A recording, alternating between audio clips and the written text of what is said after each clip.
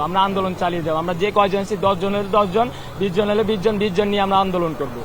সাকিব হত্যার যাতে কোনো আন্দোলন না করতে, কোনো প্রতিবাদ করতে না পারে, উনি আমাদের সাথে কোনো কথা বলছে না, প্রশাসন কোনো পদক্ষেপ নিচ্ছে না আমাদের জন্য। আমাদের যে ব্লকেট কর্মসূচিটা ছিল সেটা প্রিন্সিপাল ম্যাডাম আমরা ইন্টার শিক্ষার্থীরা, আমরা সাকিবুল ইসলাম রানা যাকে হত্যা করা হয়েছে সেই ইন্টার শিক্ষার্থী, তার প্রতিবাদে আমরা ইন্টার সাধারণ শিক্ষার্থীরা দাঁড়িয়েছি। কিন্তু প্রিন্সিপাল ম্যাডাম আমাদের প্রশাসন সহ প্রিন্সিপাল ম্যাডাম আমাদের কোনো হেল্প করছে না, আমাদের পক্ষ নিচ্ছেন না, তিনি আমাদের বিরুদ্ধে কথা বলছেন, তিনি আসছেন না, তিনি আমাদের সাথে কোনো যোগাযোগ করছেন না, ফোন দিয়েছে ফোন ধরছেন না, পুরো ক্যাম্পাস অফ করে দিয়েছেন যাতে আমরা কোনো আন্দোলন না করতে পারি। আমরা সাকিব হত্যার যাতে কোনো আন্দোলন না করতে, কোনো প্রতিবাদ করতে না পারি, উনি আমাদের সাথে কোনো কথা বলছেন না, প্রশাসন কোনো পদক্ষেপ নিচ্ছেন না আমাদের জন্য। আমরা এই জন্য এই ব্লকেট কর্মসূচিতে কোনো শিক্ষার্থীকে আমরা কলেজটা অফ করে দিয়েছি, যে কারণে আমরা শিক্ষার্থীদেরকে এক করতে পারছি না এবং তাদের ভিতরে আতঙ্ক তৈরি করা হয়েছে যাতে তারা এই আন্দোলনে আমাদের সাথে সহযোগিতা না করতে পারে।